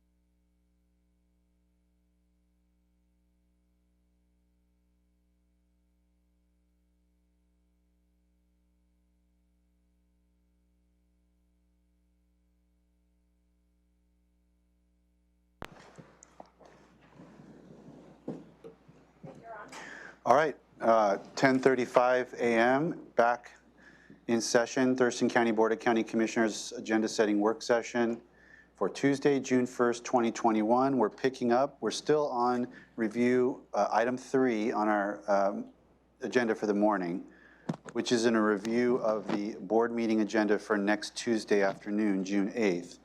And we pick up with item 7D, interlocal agreement with City of Olympia for scattered site pilot project. Thank you, Commissioners. The next items, D, E, and F are related. And this is related to the scattered site pilot project they were trying to implement in order to address the RV parking on Inside Road. As a matter of a little bit of a background perspective, the Board of County Commissioners authorized supporting a little bit over $500,000 to address the Inside Road last year. And at some point, we were working with the City of Olympia to see if we can implement a permanent parking or temporary parking to move some of the RVs located on Inside Road to a property located on owned by the City of Olympia, Carpenter and Martin Way. That process went through and determined that it was too costly and it will be extremely complicated to address that. So staff went back and started looking as to how we can probably implement a pilot project that we can probably continue to address the items related to the Inside Road RV parking. The result of that was the scattered site pilot project. It was a couple of briefings provided to the board as to what this project is planning to do. This is a pilot project for a year, so they will give us time to determine whether it's something we would like to continue moving forward. This particular program, Scattered Site Project, was discussed and addressed at the Regional Housing Council. The Regional Housing Council provided recommendation to the board to consider this particular pilot project to the extent the board authorized issuing the request for proposals to secure the services related to this. So those 3 items are related to the Scattered Site project. And the first one is an agreement, interlocal agreement with the City of Olympia. They will provide services for, provide support for garbage hygiene and related services related to this particular project. I know that Tom Webster can and Keely can better verbalize what I just stated. So, Tom. I think you did very well, Romero. Thank you for that. So yeah, I just set up these 3 items. So the first is to establish the interlocal agreement with the City of Olympia to allow us to issue a contract with them. So this really sets the framework for the relationship between the county and the City of Olympia. Olympia will be responsible for the site management component. So the interlocal and the contract with the city will cover those funds to cover the site management aspects of those 3 sites. And then the third piece, and don't want to get too far in front of ourselves, but the third contract, the third AIS, is to do a contract for the case management with a contractor. But happy to answer any questions specific to the interlocal agreement or the contract. I will say a clarification, we will make a slight edit to the AIS regarding the contract with the City of Olympia. We will only need to issue 1 contract. There are different sources of funds that are going to be used for that. And speaking with our fiscal department, they're okay if we do that under 1 contract. So rather than having multiple contracts for each fund source, we will combine those into 1 contract. So I will edit the AIS to reflect that it's 1 contract, not multiple contracts. And I'm happy to answer any questions as well as Keely. Could you elaborate on the funding source just to make sure that it's not coming from the general fund? Yes, so the funding source is a 2 fund source for the City of Olympia. One is our document recording fee, $2163, and the second fund source is emergency housing grant. This was actually funding that we received from the State Department of Commerce just about a year ago, a little more than a year ago, specific to COVID. These funds, and we have about $35,000 remaining in that grant. We received a grant of around $1 million from Commerce last year. We have around $37,000 remaining in that grant that needs to be spent by June 30th. So City of Olympia, some of their cleanup of Deschutes will use these funds to pay for that if this contract is approved. So those are the two fund sources, the emergency housing grant from the Department of Commerce and 2163 document recording fee. That's for the City of Olympia funding.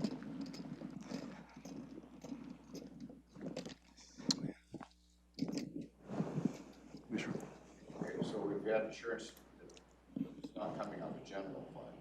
It's multitude of sources. Both D and E have the dollar amount. It's 240.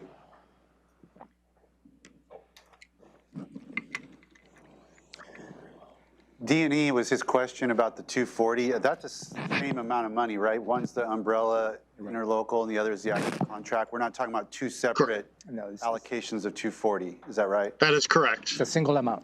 Yeah. Okay, Single so amount. it's 240, not 480. No, it's 240. But then we've got the allocation in F. Right, okay. Then for F, are we talking about F as well here, Tom? Yes, sir. Yeah. If you'd like to, yes. Okay, so, and that's almost 700 there. And that also is not coming out of general fund, right? That is correct. That is coming from a mix of the 2163 document recording fee, as well as emergency solutions grant COVID. So this was COVID related money, came under, it's federal money coming through the Department of Commerce, and also CDBG Community Development Block Grant COVID money, which is also federal money allocation specific to COVID that the county received. So none of those are general fund. These two of the sources are COVID specific funds, and one is our local document recording fee, which is specific for homeless services. And has anything changed since the discussion I had with you and Keely on sites or locations or expenditures? No, nothing has changed. I'm trying to think. This project's been pretty stable since we issued the RFP. There's been no changes. We did put an RFP out in April based on your guidance, and so there have been no changes. Okay. It's still three sites In Olympia. we received a good. Yeah.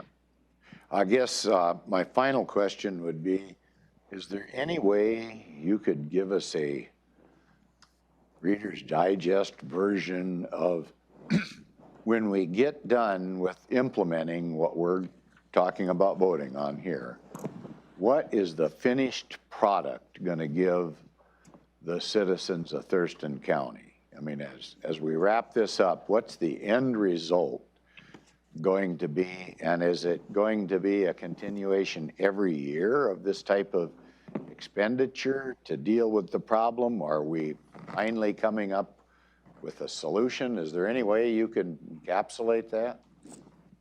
I'll try and I'll let Keely weigh in as well, because I'm sure she can probably be more articulate than I am.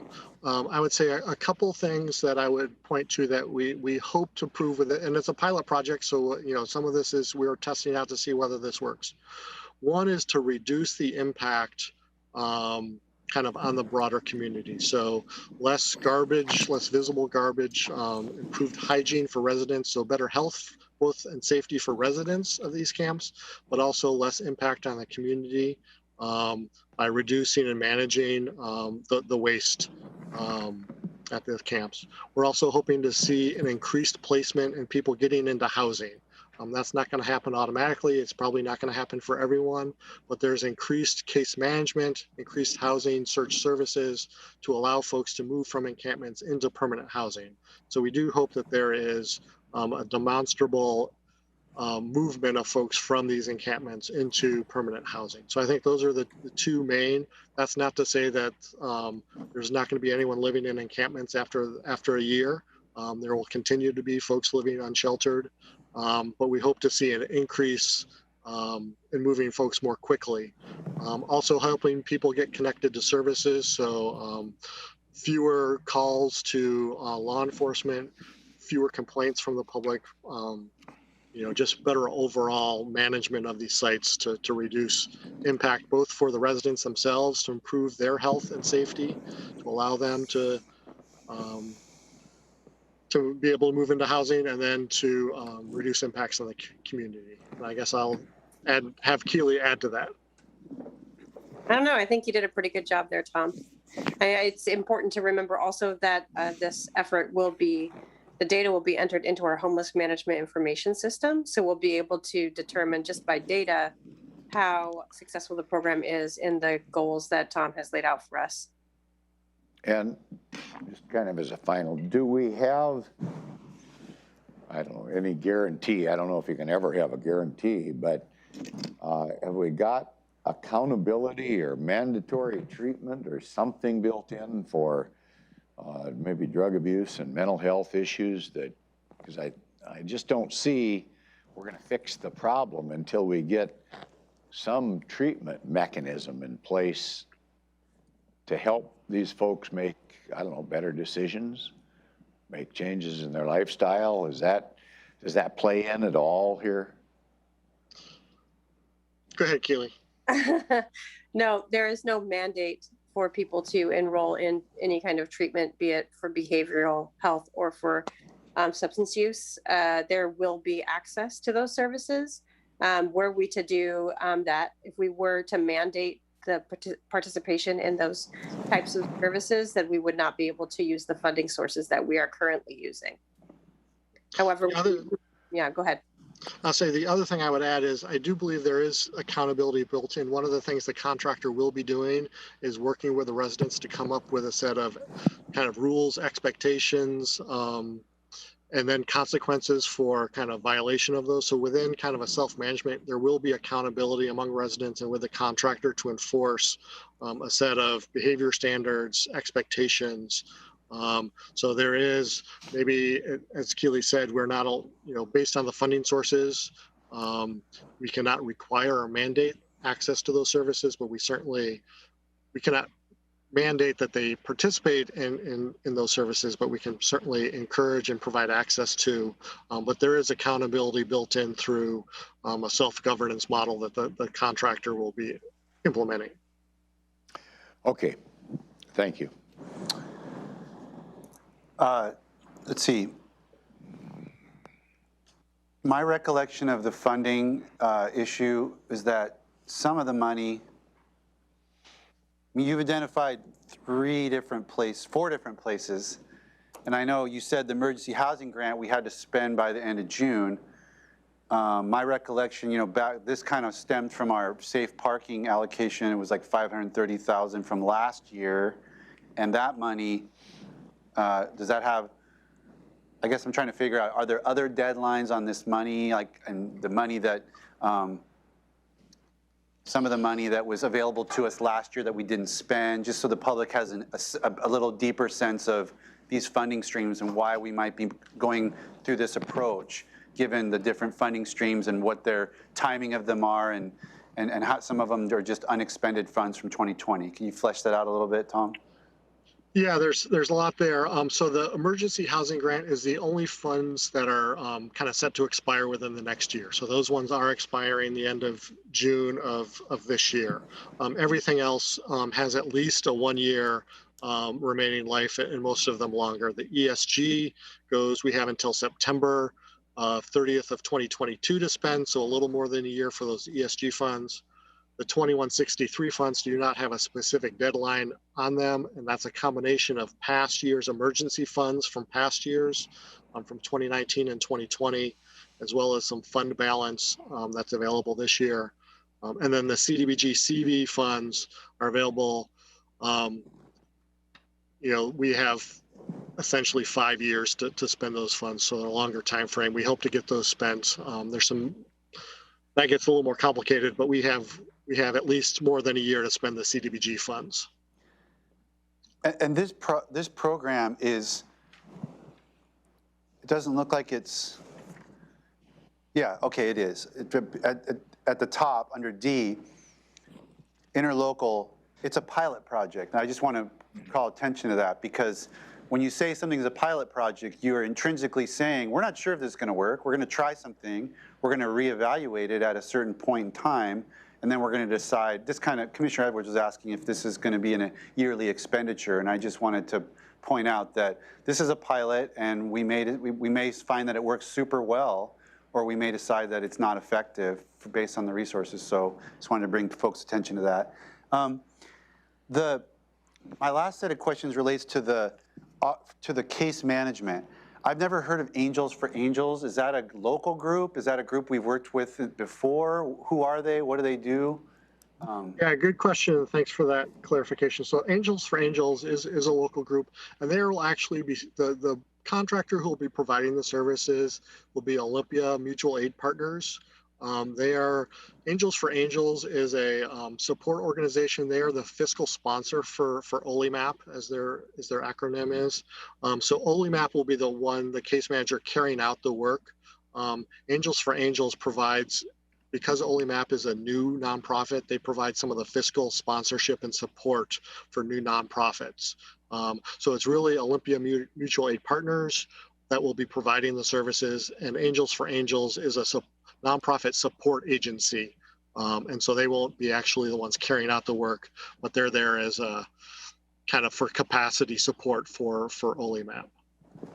Okay, and finally, the dollar amount on that piece, is that it seems higher than I remember us talking about. Am I remembering that right? Did the bids come in higher than we thought, or was there more money available? We decided to sort of extend the life, kind of how did that land at 691? Yeah, so I would say originally we were thinking of a 6-month pilot. So some of the original budgets were probably about half this much. So we did talk about earlier, maybe the 200 to 300,000 range when we were looking at a 6-month. Because we went to a year, the price may have gone up from what you recalled in the past, because it is longer. We've also, 2163 has a healthy fund balance, so the RHC recommended kind of contributing up to an additional $500,000 of the 2163 fund balance to support this effort. Okay, yeah, I think you're right about that. Appreciate the reminder. Anything, County Manager? Nope. Okay, I think I'm good. Good. We're good. Thank you, guys. Great, thank you. Okay, that brings us to item 7G, set a public hearing for program year 2021 HUD Annual Action Plan. Yeah, for your consideration, Commissioners, is for you to setting a public hearing for Tuesday, July 13, 2021, 3 in the afternoon, for you to receive public testimony related to the 2021 Housing and Urban Development HUD Annual Action Plan. Thurston County receives Home Investment Partnership Programs, HOME, and Community Development Block Grant CDBG funding from the U.S. Department of Housing and Urban Development, also known as HUD, to provide for a variety of activities to serve the low-income households and individuals. This funding is contingent upon a 5-year consolidated plan that needs to be approved by the Board of County Commissioners and HUD as well. Thurston County and Board adopted the 2018-2022 consolidated plan back in 2018. Every year, there has to be a public testimony related to the action plan itself. This will be for 2021, and that is the request for you to set the public hearing. There is a lot of money associated with this. The amount of money is available in this program for 2021 from the HOME program is approximately $842,000. From the CDBG funding, it's just about $1.3 million. And Jacinda is here to add additional context to this item. Morning, Commissioners. Jacinda Stelches with the Office of Housing and Homeless Prevention. Again, we are just here today to ask for you guys to set a public hearing for July 13th for our annual action plan. As a reminder, this is a plan that we submit to HUD annually that says what we plan to spend our CDBG and home funds on. And accompanying this plan is a 30-day public comment period that would start June 11th and would conclude on June 13th, the same date that we are proposing for the public hearing. Questions, Commissioner? No, sir. I'm good. Thank you, Jacinda. We'll move on to Public Works, contract award for the 2021 overlay projects. Commissioner, this is a request from Public Works. There's a follow-up to you authorizing the bidding process for the 2021 overlay program. On May 20, 2021, the department received 5 bids related to this particular program, and the low bid was received by Lakeside Industries. Is that? Yes. And for the amount of $4,396,219, the department is requesting for you to authorize $4,835,840 that will include 10% contingency. The overlay program also includes portions of the town of Rainier to do I believe, the main street. And this is an effort to have benefit of the economy of scale so they can get a much better bid process if they were to go along with within the city of Rainier. Some of the county roads, they will be overlaid with this program. It will be Vale Road, the Vale Cutoff Road Southeast, Vale Loop Southeast, Churchill Road Southeast, Crater Road Southeast, and Michigan Hill Road Southeast. I believe Marcus Storvik is here from Public Works. No, it's not Marcus. Stephen Berker, who can provide additional context to this item. Steve Ricker, Construction Manager for Public Works, and let me know if you have any questions. I think the county manager covered everything pretty well. Okay, thanks, Steve. Anything, Commissioner? No, sir. Nope. How many bids do we have on this project? 5 bids. 5 bids, and that's great that we got a local contractor to do it. Appreciate it, Steve. Thank you. All right. Takes us to 8B, Public Works, contract award for Vale Road Improvements Phase 2 project. Yes, there's a follow-up for the board's direction to issue bids for the construction of Vale Road, Phase 2. On May 6, 2021, the department received 7 bids, and the low bid was presented by Active Construction Incorporated of Puyallup, Washington, for the amount of $1,960,960. The department is requesting for you to authorize signing the contract for $2,157,056 that includes 10% contingency. This particular Vale Road improvements, Phase 2, will go from 138th Avenue Southeast to 153rd Avenue Southeast, and as a continuation of the previous improvements the department did on Vale Road. This particular funding comes from, I believe, the general fund, and we have a grant. Is that correct, from the County Administration Board? But correct me if I'm wrong, Marcus, on that one. No, you are correct. And good morning, Commissioners. Marcus Storvik, Civil Engineer with Public Works. That is a $1.8 million grant from the CRAB RAP program. That's County Road Administration Board Rural Arterial Program. And I'd be happy to answer any questions. I do have one question. Yeah.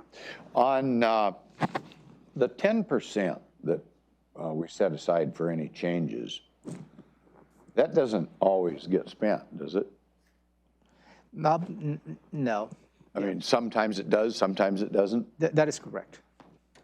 And that's just kind of a buffer? Yeah, it just gives flexibility, because if in the event that we go a little bit over, we'll have to come back to the board. Yeah, okay. So it saves time on the 10%. Okay. Yeah. So we might have money left. And that is consistent with the procurement policy that we have in place. Yeah, okay, good. Just trying to clarify that. Thank you. I'm good. Yeah, that's great. That's a huge grant from the CRAB to cover 95% of this. So thank you, Marcus. Good stuff. Thank you. Item 8C, setting a public hearing for proposed transportation impact fees rate schedule. Yeah, as a follow-up to many briefings with the board in the direction as the last briefing for you to go ahead and request the staff to submit an AIS to set a public hearing for you to consider public testimony related to the traffic impact fees the county is trying to update. One of the key elements with this particular item is to update the project list. And I believe you provided some initial direction that we'd like to go with a 50% of the traffic impact fees proposed. I don't want to get too much into elaborating on the items, but and just that's how the item is going to the public for review if you authorize setting this public hearing. Matt Anselman is here to add additional perspective on this. Matt. Thank you, County Manager. The only thing I would add is that if we want to continue development in Thurston County, we need to continue to support the infrastructure to accommodate that growth. And it's the traffic impact fee program is how we're going to, or that is how we accommodate that growth. Commissioner? I guess at this point, we're just going to set a hearing to hear from the public about it. Is that correct? Yeah, that's correct, sir. Okay, no, I'm fine. Thank you. This is the one where we sort of had the 4 levels of are we going to update the project list? Are we going to keep the 50% level of that we've had in the past? Of course, it'll be it was going to adjust up for 2 categories and down for 2 or whatever, but essentially the same approach. 3rd was a low-income exemption, and the 4th was an ADU, like another 50% below that for ADUs. Am I remembering that correct? That is correct. For that'll all be before the public for this hearing? Yeah, your initial direction was included those exceptions as you described for ADUs and the low income. And that's how if you agree on this item, that will go for the public to review based on that context. And then we can make adjustments after. Then you can make adjustments after that based on the public testimony. Sounds good. All right. Well, then, thank you, Matt. Thank you for it. But the key element is really updating the project list because that is, I believe, is timely. That needs to be done. Got it. Okay. Then that takes us to item 9, Superior Court, Amendment to Drug Court Treatment Services Contract with Pierce County Alliance.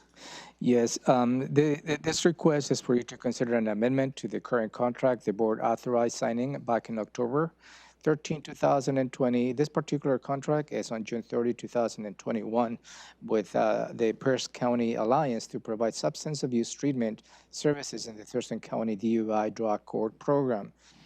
The intent is for you to consider extending for 1 month this contract to July 31st, 2021, and allows Superior Court to go through the regular bidding process and secure a new contractor through that process. And they just need an additional extra month to go through the bidding process. So the amendment, again, is for you to consider extending for 1 month, and that way allows a Superior Court to go through the normal bidding process. Sabrina is here from Superior Court, if you have any questions.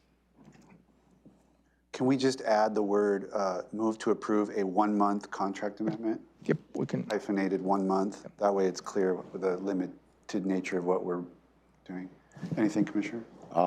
My only question would be, is 1 month enough time in the scheme of the bureaucratic process government sometimes takes?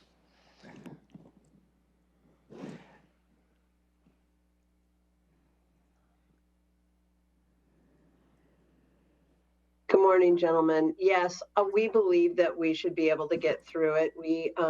We're working out the RFP as we speak to try and get it posted. So we feel like we can get it done in this amount of time. It is our desire to get our treatment services contract in place. Okay, if you're good with it, I guess I'm good with it. Okay, sounds good. Thank you, Sabrina. Thank you. Item 10 is our standing items where the board will report on work sessions, et cetera. County manager review schedule will adjourn, but we'll have a 3 p.m., although I doubt it will happen at 3 p.m. given the length of this agenda, or soon thereafter, as may be heard, Public hearing on Public Works, development agreement with Kaufman Holdings related to our Grand Mound roundabout. Yeah, that is correct, sir. This is what I call is just one of the many different pieces that we have been working to build infrastructure to the Grand Mound area. And that is specifically related to a roundabout project at the intersection of Highway 12 and Sargent Road. Maybe a month ago, you authorized the amendment with the current contract that we have with the Chehalis tribe, and they will also be participating financially to build this project. This proposal that you will be hearing public testimony on is a development agreement related to the traffic impact fees with the Kaufman brothers. Under normal circumstances, traffic impact fees are not given to the county until after we know what type of improvements will be constructed. In this process, Kaufman Brothers doesn't know really what it is, but has the potential for development on the north side of the intersection. And this agreement allows for to pay traffic impact fees prior to knowing what the actual development is. So this agreement really encompasses, gives an assurance for the developers that it will be, some of the current regulations will stay in place for them for the next 10 years. It also gives the latitude for the county to collect those fees ahead of their improvements. And I believe it's a win-win situation. Under normal circumstances, this is not done, but a developer's agreement, which requires a public hearing, is the best instrument to get to this partnership. Any questions? Questions? Yes, just, I don't know what, let's see, it says here, the property to vest for 10 years to certain Thurston County land use control ordinances. I guess certain doesn't sound very certain to me. I just make that. So what it says certain is because certain ordinances apply for this particular development. And those are the ones that are going to be in place for them to utilize based on the current conditions for 10 years. So what it does is if those certain ordinances change in the next 10 years, they will not be following that new, it's just allows that assurance. Because it's not all the ordinances, it's just certain ordinance that applies to this development. So maybe it's different. That's fine. Definition of certain. Assurances of no change or something, but that's fine. If that's what it means, that's what it means. I'm good with it. If legal has reviewed it and said everything's good, who am I to question? Okay, I'm good. I don't have any questions on that item. That'll bring us to Board of Health, which is set at 3:30, though it might be starting a little bit later. We'll see. Meeting called to order at 3:30. Let's see, Shelley's here, and we have Clerk of our Board of Health, Amy Davis, present as well. And meeting called to order. We'll consider approval of agenda and board meeting minutes from May 11th. And then under proclamations and presentations, Shelley, is that the right spot for this? Thurston Thrives item? Yes, sir. That has not yet been confirmed with Thurston Thrives. That may need to be deferred until the following month. I should have more information for that later today. So we may have a lean Board of Health agenda.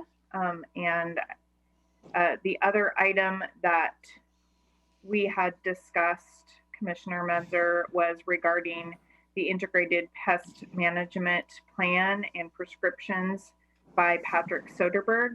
And that item will need to be deferred until our August Board of Health meeting. Is there a, would there be a good reason? I mean, I know we've got COVID always, of course, but we always discuss that, you know, with the Board of County Commissioners. Is there an argument to not have a Board of Health meeting given the two key items are may need to be deferred? And we've got such a hefty agenda and a public hearing?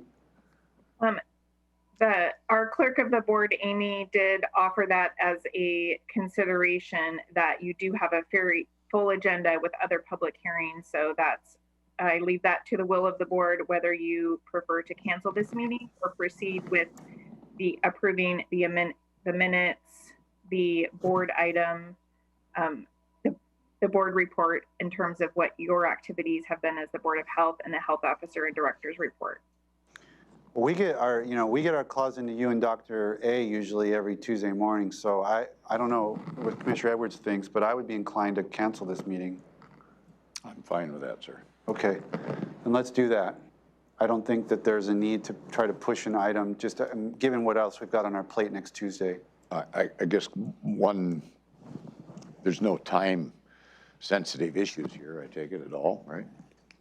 No. Yep, okay, I'm good with that. Okay. Thank you.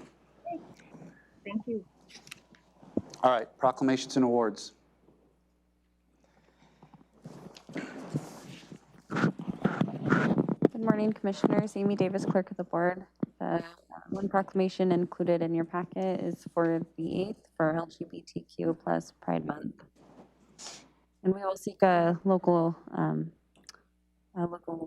association or local group to attend to accept the proclamation.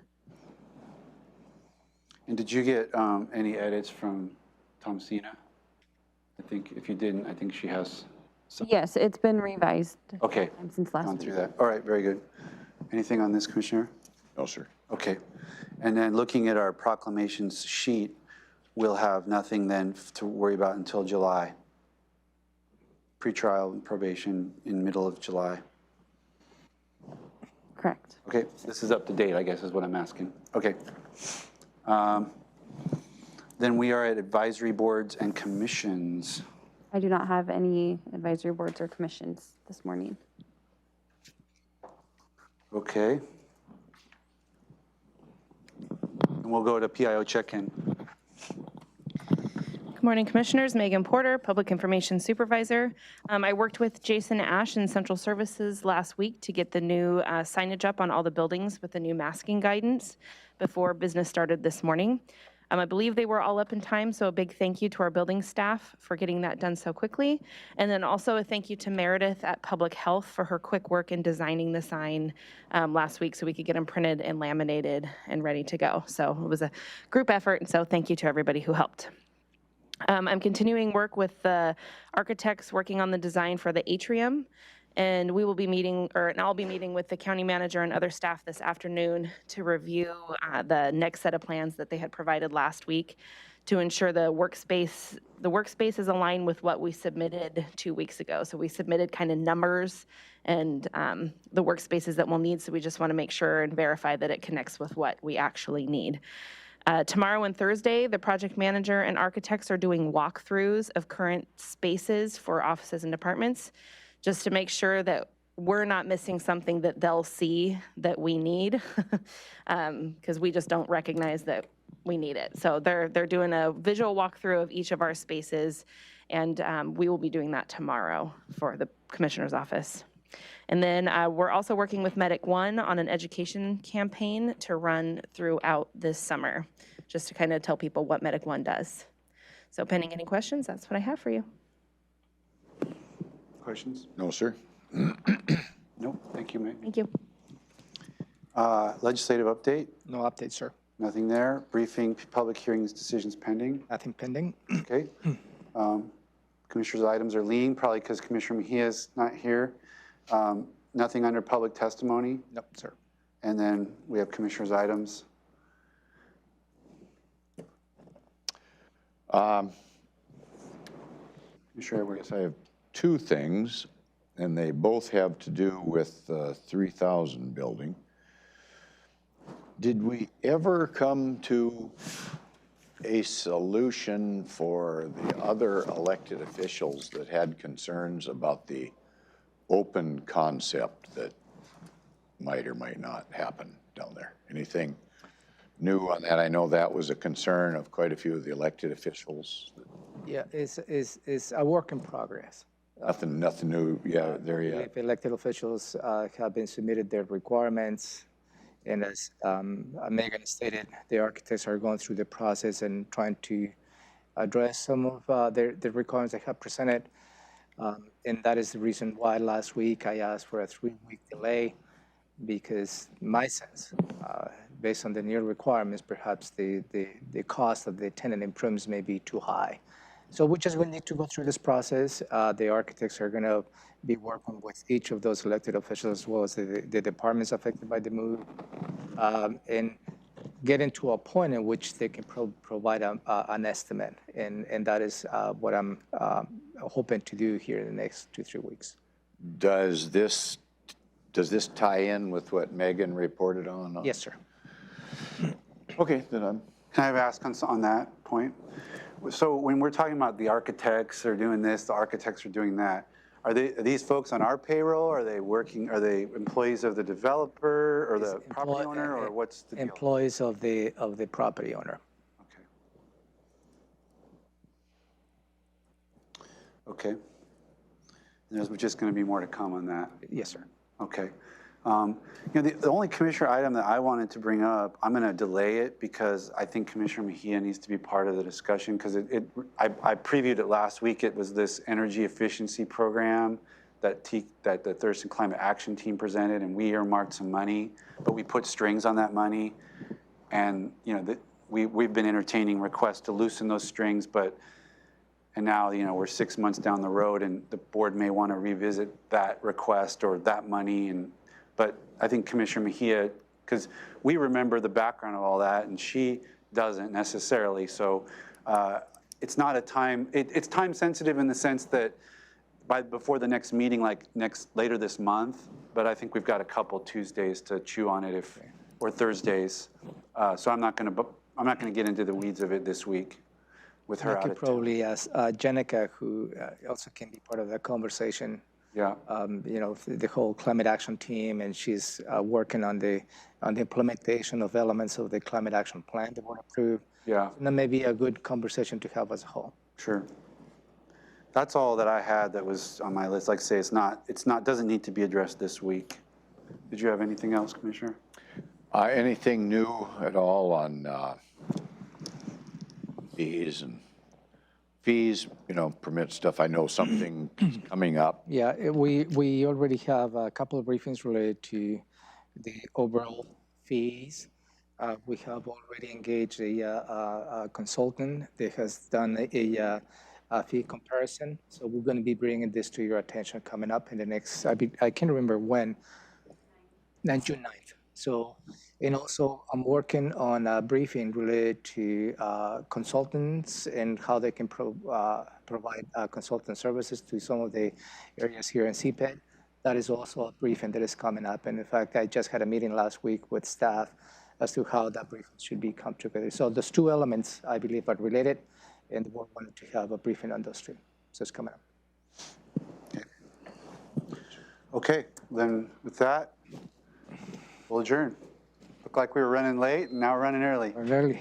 All right, very good. No meeting this afternoon, 2 p.m. We'll be back tomorrow for something. Maybe I can, let me just walk you through the upcoming week and the schedule. Yeah.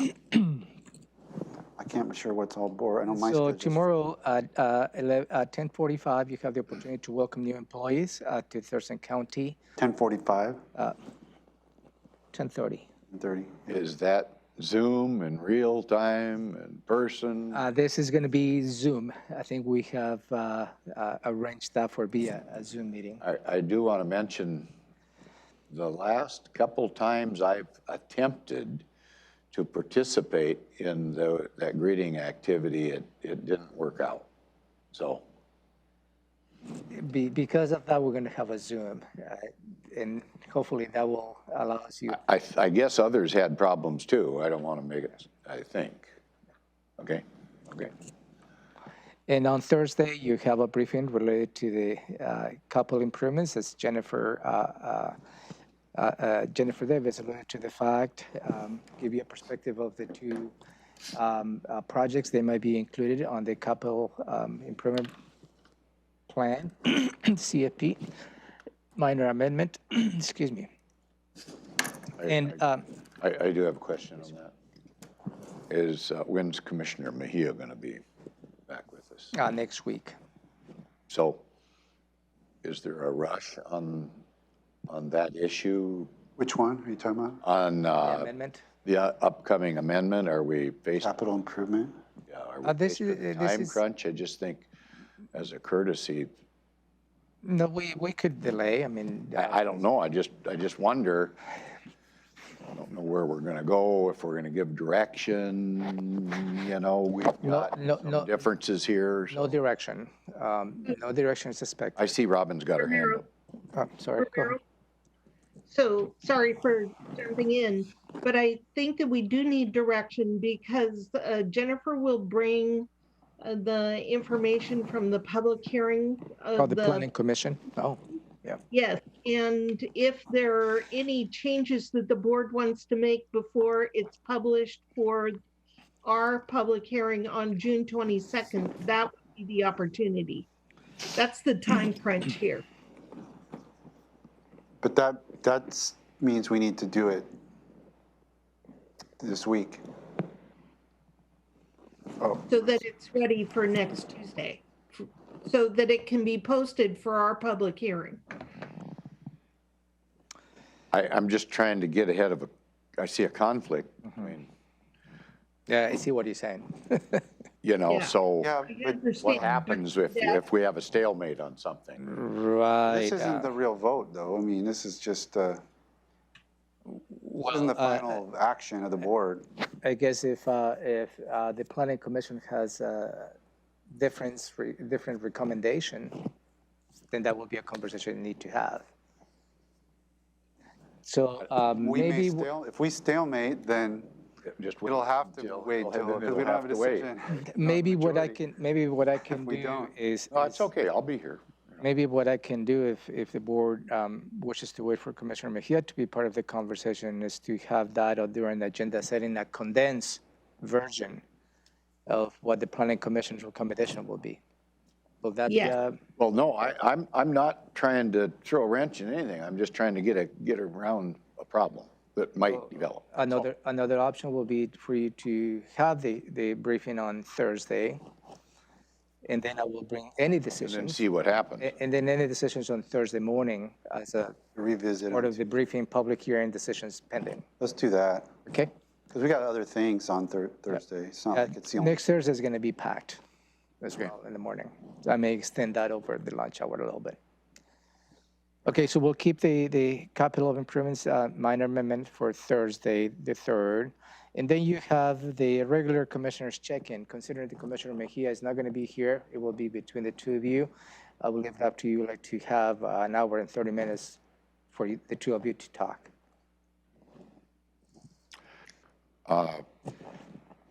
Did she, by any chance, leave with her assistant any particular things that she wanted to kick around? Or Not that I'm aware of. maybe we could ask Sarah that, maybe. Sure. You know, so that's it.